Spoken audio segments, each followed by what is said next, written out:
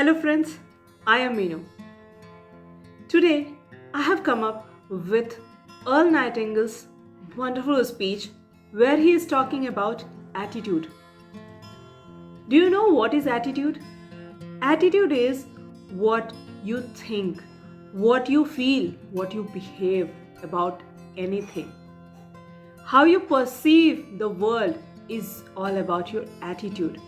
If you see failure as a stepping stone to success, that's your attitude. Or if you feel that it's a chance to give up on something, that's your also attitude. Either you are living a mediocre life or a successful life or happy life. That's all about your attitude. So just listen with me Earl Nightingale's wonderful speech on attitude is everything.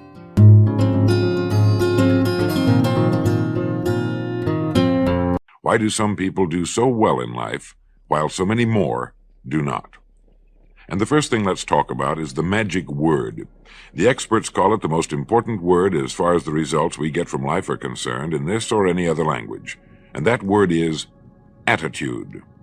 It is our attitude toward life which will determine life's attitude toward us. Let's face the fact honestly that we shape our own lives, and the shapes of them will be determined by our attitudes. A person with a poor attitude toward learning, for example, isn't going to learn much until he changes his attitude. If we take the attitude that we cannot do something, we generally will not do it. An attitude of failure, and we're whipped before we start. So we know then that what we receive from life, what we accomplish or fail to accomplish, is due in large measure to our overall attitude. William James of Harvard University put it this way: "The greatest discovery of my generation is that human beings can alter their lives by altering their attitudes of mind." And isn't it wonderful that we have this measure of control? Before we start talking about our attitude toward the world, let's talk about our attitude toward ourselves, since it is the attitude we take toward ourselves which determines our attitude toward the world. Now, right here we come to a rather strange fact. We're so familiar with ourselves, we tend to take ourselves for granted. We tend to minimize the things we can accomplish, the goals we can reach, and for some equally strange reason, believe others can accomplish things in our field which we cannot. There are literally millions of human beings living narrow, darkened, frustrated lives, living defensively, simply because they take a defensive, doubtful attitude toward themselves, and as a result, toward life in general. Many people are suspicious of and oppose change, yet change is the one thing in life on which we can absolutely count. People who stay young all the years of their lives not only welcome change, but see it for what it really is: new opportunity, new chances for further fulfillment. Attitude is a reflection, a result of a person's will. It is incalculably powerful. It can bring about marvelous results for us, but we need to train it patiently, day by day. Now let's talk about the attitudes of people who are successful. The top 5% of the people who go sailing through life from one success to another and who, even when they fail at something, shrug it off and head right out again. No matter who the person is or what he does, men and women in sales, business executives, people in all the professions, wives and mothers, students, top people in the armed forces, public servants, men and women in the service of religion, working men and women in all fields of endeavor, wherever you find a person doing an outstanding job and getting outstanding results, you will find a person with the right kind of attitude. These people take the attitude toward themselves that they can accomplish what they set out to accomplish, that there's no good reason on earth why they can't be competent, successful. They have a healthy attitude toward themselves and, as a result, toward life and the things they want to accomplish. And because of this, they achieve some remarkable things, and they come to be called successful, outstanding, brilliant, lucky, and a lot of other things. They're quite frequently no more brilliant or outstanding than the majority of the people by whom they're surrounded. But they did develop the right attitude, and they found their accomplishments not too difficult, and many times surprisingly easy, simply because it seems that so few are really trying, really believe in themselves. Successful people come in all shapes and sizes and in widely varying degrees of intelligence, background, and so on. But they all have one thing in common. They expect more good out of life than bad. They expect to succeed more than they fail. If you want something worthwhile, take the attitude that there are a lot more reasons why you can have it than there are that you cannot, and set out to earn it. Go after it, work at it, ask for it, and 9 times out of 10, you'll get it. Our environment is really a mirror of our mental attitude. If we don't like our environment, we have to change our attitude first. Now, the world plays no favorites. It's impersonal. It doesn't care whether we change or not. Adopting a good, healthy attitude toward life doesn't affect the world and the people in it nearly as much as it affects us. It would be impossible to even estimate the number of jobs which have been lost, the number of promotions missed, the number of sales not made, the number of marriages ruined by poor attitudes. But you can number in the millions the jobs which are held but hated, the marriages which are tolerated but unhappy, all because of people who are waiting for the world and others to change toward them, instead of being big enough and wise enough to at least make a test which will prove beyond any shadow of a doubt where most or at least a big part of the trouble lies. Studies made of the lives of literally thousands of successful people have shown that they radiate confidence, assurance, they expect success, and they get success. You can spot these people by the way they walk, by the way they look and act. You can feel it about them when they enter a room. They may be short and fat, or tall and thin, or any combination in between, but they have about them the attitude of success. Right now, I want you to realize, if you don't already, that in 5 years or less, you can get right to the top of the work you're now doing. I know this, but the important question here is, do you know this? The minute you do know it, you'll have this right attitude I'm talking about. The easiest and most effective means of forming a good attitude habit is to begin to act as though you have a good, positive, expectant attitude toward life. That's right. Begin right now to walk, act, and look as though you belong to this group. If you're already in the top 5%, you'll know what I mean. If you've never tried it, you'll be amazed at what happens. Actions trigger feelings, just as feelings trigger actions. Now, let me tell you of a little test you can make which will prove beyond any shadow of a doubt that a good attitude can change a person's life as dramatically as walking from a darkened room into the bright, clear light of day. Not long ago, I read a line which went, "Life is dull only to dull people." This is true, but it also could have read, "Life is interesting only to interesting people," or "Life is successful only to successful people." And what I'm trying to say is that you must first become, mentally, from an attitude standpoint, that which you wish to achieve. A famous restaurateur was being interviewed by a reporter who asked, "When did you become successful?" He replied, "I was successful when I was sleeping on park benches, because I knew what I wanted to do and that I would do it."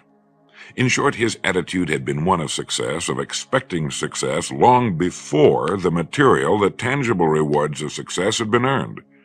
We'll get into this particular phase of Lead the Field in record number 3, A Worthy Destination. But for now, remember that a person must act, look, and because of these things, feel successful before the success he seeks can come. Chances are you know people who seem to be what others call lucky. All kinds of good and wonderful things seem to happen to them, and they give the impression of happily sailing through life, having a wonderful time, and getting more accomplished in a year than most people do in 5. This has been figured out fairly scientifically, and if anyone will conscientiously go about the test I'm going to recommend, and stay with it every day for the next 30 days without fail, that person can join this small, happy, and extremely productive group of people. He'll find himself becoming lucky, as they say, and most of his problems will pretty well take care of themselves. Of this you can be sure. The results will be nothing short of amazing.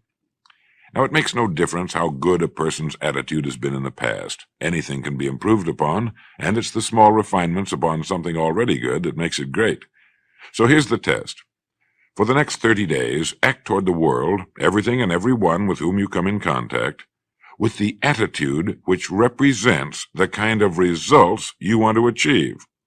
That is, if the result you want is more success in what you're doing, act as though you are already in possession of the success you seek. If you want others to treat you with admiration and respect, treat others with admiration and respect first. Have you ever stopped to think of this? Every human being on earth is the most important human being on earth as far as he or she is concerned. You may never get anyone to admit it, but it's a fact.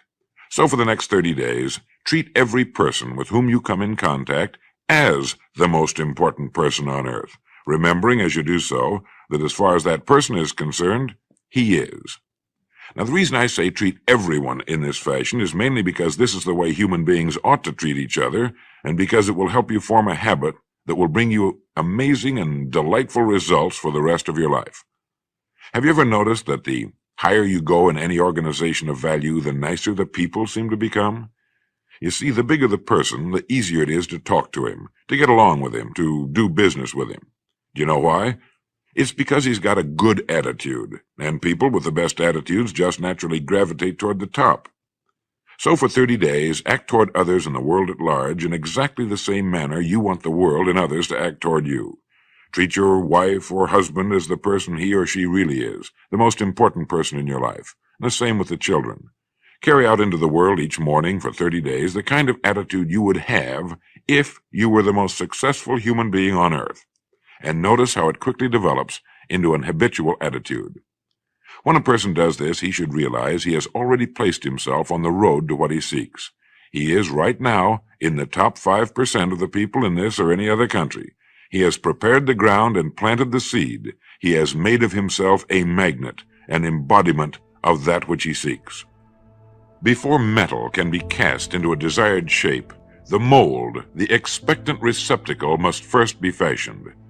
Before a building can be erected, the excavation must be made and the foundation laid. And before a person can achieve the kind of life he wants, he must become that kind of individual. He must think, act, talk, walk, and conduct himself in all of his affairs as would the person he wishes to become. He is then actually that person, and the things that person would have and do will naturally come to him. Almost immediately, a change will be noticed. Irritations that used to frustrate and annoy disappear. When some less informed individual gives you a bad time, stay on the track. When someone cuts in front of you with his car or acts in any other manner that shows his ignorance and lack of courtesy, don't permit yourself to drop to his level. Pity him, for that's what he really deserves. That's the very group a person doesn't want to belong to. And if he acts like them, well, let's face it, he belongs with them. There's nothing in the world that men, women, and children want and need more than the feeling that they're important, that they're needed and respected. They will give their love, their affection, their respect, and their business to the person who fills this need. So the magic word is attitude. And in summing up, a few points to keep in mind. 1. It is our attitude at the beginning of a task which, more than anything else, will affect its successful outcome. 2. It is our attitude toward life which determines life's attitude toward us. 3. We are interdependent. It is impossible to succeed without others, and it is our attitude toward others which will determine their attitude toward us. 4. Before a person can achieve the kind of life he wants, he must become that kind of individual. He must think, act, talk, walk, and conduct himself in all of his affairs as would the person he wishes to become. 5. The higher you go in any organization of value, the better will be the attitudes you'll find. 6. Your mind can hold only one thought at a time, and since there's nothing at all to be gained by being negative, be positive. 7. The deepest craving of human beings is to be needed, to feel important, to be appreciated. Give it to them, and they'll return it to you. 8. Look for the best in new ideas. As someone said, I've never met a person I couldn't learn something from. 9. Don't waste valuable time broadcasting personal problems. It probably won't help you. It cannot help others. 10. Don't talk about your health unless it's good. 11. Radiate the attitude of well-being, of confidence, of a person who knows where he's going. This will inspire those around you, and you'll find good things will begin happening to you. And 12, lastly, for the next 30 days, treat everyone with whom you come in contact as the most important person on earth. If you'll do this for 30 days, you'll do it for the rest of your life. Remember the words of Walter Dill Scott of Northwestern University.